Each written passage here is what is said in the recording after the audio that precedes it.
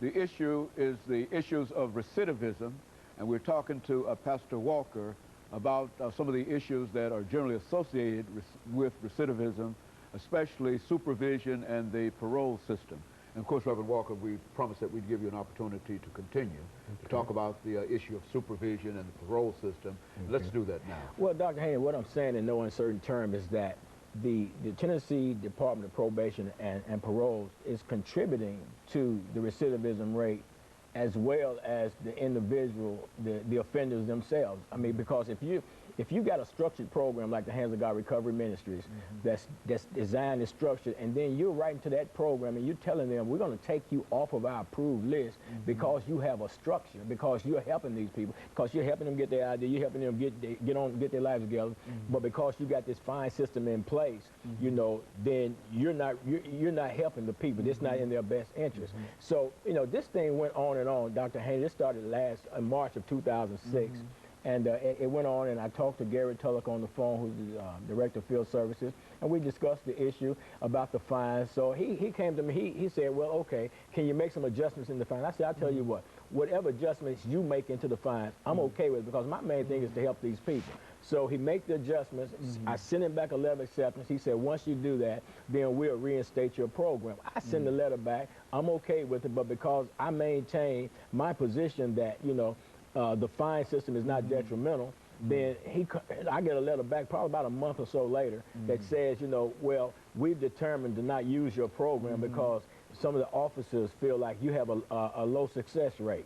Now, how could they make that statement, Dr. Haney, when you consider that not one parole officer, I'm not going to say that, one parole officer, Cheryl Pullen, came out to the house one time to check on an offender, and all the other time, the year or so that I've been dealing with, they're supposed to come by periodically. I mean, I would think they would come by and you know, make sure that the person is staying in the house they say they're staying in, or working at the job they say they're working in.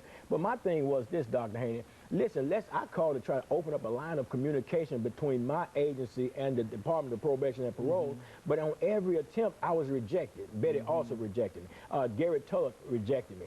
I mean, because I said, let's sit down with the parole officers and myself. Let me present my ministry program to you all, and let us come up with a system whereas we can work together so we can adequately and properly supervise the ex-offenders so that they'll have a chance at living life.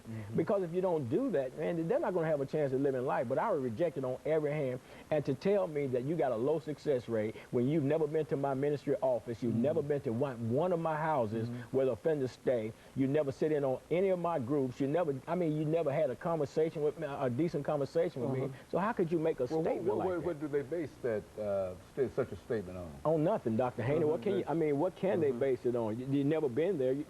I mean, they couldn't even tell me what my. I mean, they wouldn't even know how my office looked. You know what I'm saying? Because nobody's ever been there. Well, this whole issue of fines, exactly what I mean. What are we talking about here? I mean, is there a amount associated with these fines? Absolutely. Say for instance, my houses are non-smoking houses. Okay. So I say, as a deterrent to smoking in my house, then if you light up a cigarette in here, you're going to pay a $100 fine. Now, that's a great deterrent, because I'm not willing to pay $100 to smoke a cigarette. So chances are you're going to think about that. You're going to walk outside. That's right. See, the fines are not designed to be collected. The fines are designed to make sure you follow the guidelines. You know what I'm saying? I could care less about receiving a fine, you know, and they couldn't say it's about, you know, all you want is to make money off these people. If that was the case, I would deal like a bunch of these other so-called halfway houses and charge them this large amount of money to come out, but we was bringing people out free at no cost. Well, we lost a lot of money doing that, of course, but still at the same time, we were trying to give people an opportunity, because people coming out of prison, they ain't got no money, man. You know what I'm saying? They don't have money, they don't have clothes, dropped off at the bus station with a shirt on in the middle of winter or whatever, you know, so it couldn't have been about the money, because it's not about finding people for money. But you think about it, Commissioner Little out there at the Tennessee Department of Correction, he has eliminated smoking in all the prison systems, you know, and that includes the correctional officers as well. Now, what would you think would happen if a correctional officer walked in there smoking a cigarette?